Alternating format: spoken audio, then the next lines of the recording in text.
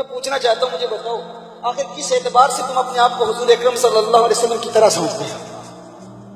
کوئی کیسے کہہ سکتا ہے کہ بھائی میں حضور اکرم صلی اللہ علیہ وسلم کی طرح ہوں؟ کیسے کوئی حضور اکرم صلی اللہ علیہ وسلم کی طرح ہو سکتا ہے؟ تم کس اعتبار سے حضور اکرم صلی اللہ علیہ وسلم جیسے ہو؟ کیسے حضور اکرم صلی اللہ علیہ وسلم کی طرح ہو؟ بتاؤ مجھے۔ کیا تمہارا کلمہ حضور اکرم صلی اللہ علیہ وسلم کے کلمے کی طرح ہے؟ تم کلمہ پڑھتے ہو لا الہ الا اللہ محمد الرسول اللہ صلی اللہ علیہ وسلم، اور حضور اکرم صلی اللہ علیہ وسلم کلمہ پڑھتے ہیں لا الہ الا اللہ انا رسول اللہ۔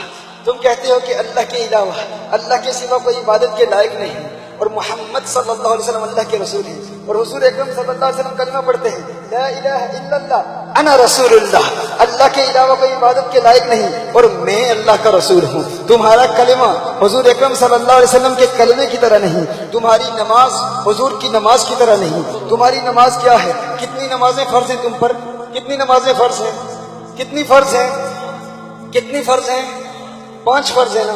حضور کے متعلق فرمایا وَمِنَ اللَّيْلِ فَتَهَجَّدْ بِهِ نَافِلَةً لَكَ۔ حضور اکرم صلی اللہ علیہ وسلم پر 6 نمازیں فرض ہیں۔ تمہاری نماز حضور کی نماز کی طرح نہیں، تمہارا کلمہ حضور کے کلمے کی طرح نہیں۔ تم اپنے روزے کو دیکھ لو، اپنی عبادات کو دیکھ لو۔ تم روزہ رکھتے ہو، ہر روزے میں سحور بھی ہے، افطار بھی ہے، سحری بھی ہے، افطار بھی ہے۔ میرے آقا صلی اللہ علیہ وسلم ایک روزہ رکھتے ہیں جسے صوم وصال کہا جاتا ہے۔ میرے آقا صلی اللہ علیہ وسلم مسلسل نہ سحری کرتے ہیں نہ افطار کرتے ہیں۔ صحابہ کرام علیہم رضوان میرے آقا صلی اللہ علیہ وسلم کی نقل کرنے کی کوشش کرتے ہیں، انتہائی نحیف ہو جاتے ہیں، انتہائی کمزور ہو جاتے ہیں۔ میرے آقا صلی اللہ علیہ وسلم نے جب صحابہ کو دیکھا کہ یا رسول اللہ صلی اللہ علیہ وسلم، آقا ہم آپ کی نقل کرنے کی کوشش کر رہے ہیں، آپ کی طرح روزے رکھنے کی کوشش کر رہے ہیں، حضور اکرم صلی اللہ علیہ وسلم نے ارشاد فرمایا ایکم مثلی ایکم مثلی، کون ہے تم میں میری طرح؟ پھر ایک اور حدیث میں فرمایا لست مثلکم، میں تمہاری طرح نہیں ہوں، میں تمہاری طرح نہیں ہوں۔ ایک حدیث میں فرمایا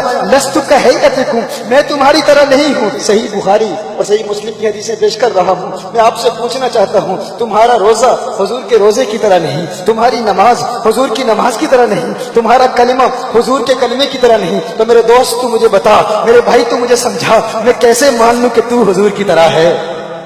کیسے مان لوں کہ تو حضور کی طرح ہے؟ تو اپنی زکوٰۃ پہ غور کر لے، تو بھی زکوٰۃ دیتا ہے، لیکن کیا تجھے پتا ہے حضور اکرم صلی اللہ علیہ وسلم پر زکوٰۃ فرض ہی نہیں ہے؟ میرے آقا صلی اللہ علیہ وسلم پر زکوٰۃ فرض ہی نہیں ہے۔ تیرے ارکان اسلام 5 ہیں، میرے آقا کے ارکان اسلام 4 ہیں، تجھ پر زکوٰۃ فرض ہے، ان پر زکوٰۃ فرض ہی نہیں، تو پھر بھی کہتا ہے میں مصطفیٰ کی طرح ہوں۔ حضور پر زکوٰۃ فرض کیوں نہیں ہے؟ کونکا صاحب نے بتایا تھا بڑے بڑے اکابر علماء بھی اس محفل میں آئیں گے۔ کیا تم جانتے ہو کہ حضور اکرم صلی اللہ علیہ وسلم پر زکوٰۃ فرض کیوں نہیں ہے؟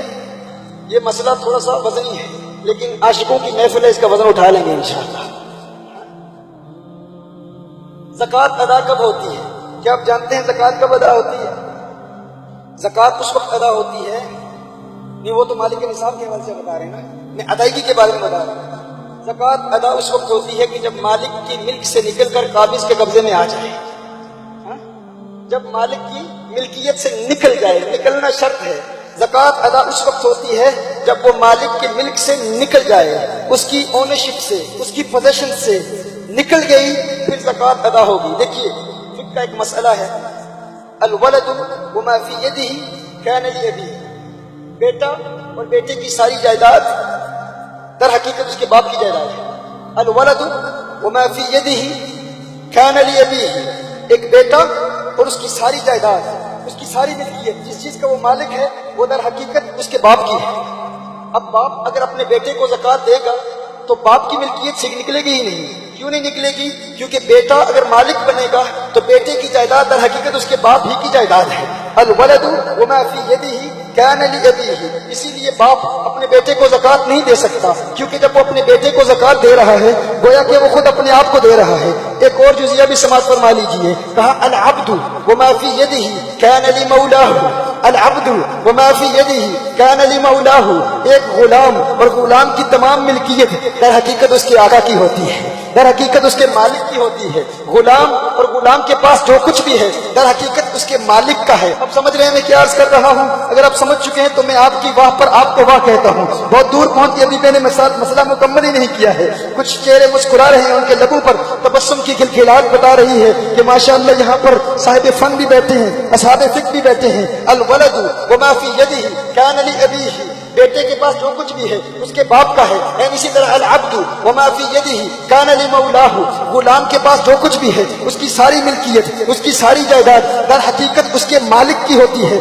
در حقیقت اس کے آقا کی ہوتی ہے. بھائی بیٹھ جاؤ. در حقیقت اس کے آقا کی ہوتی ہے. وہ خود مالک نہیں ہوتا، وہ خود مالک نہیں بنتا. اب کوئی آقا اپنے غلام کو زکات دے گا تو وہ آقا در حقیقت اپنے آپ کو ہی دے رہا ہے، کیونکہ غلام کی ملکیت، غلام کی جائیداد کا مالک در حقیقت آقا ہے. اب سوال یہ پیدا ہوتا ہے، میرے آقا اگر کسی کو زکات دیں تو بتاؤ کس کو دیں گے؟ میرے آقا اگر زکات دیں گے تو کس کو دیں گے؟ فرمایا محبوب تجھ پر زکات فرض نہیں، کیونکہ ساری دنیا تیری نوکر ہے. ساری دنیا ہے ہی ان کی غلام، ہے ہی ان کی نوکر، ہے ہی ان کی چاکر. وہ زکات دیں گے تو کس کو دیں گے؟ میں کہتا ہوں تیرے ارکان اسلام 5، میرے آقا کے ارکان اسلام 4. ارے تیری زکات ان کی زکات کی طرح نہیں، تو پھر بھی کہتا ہے تو مصطفیٰ کی طرح ہے.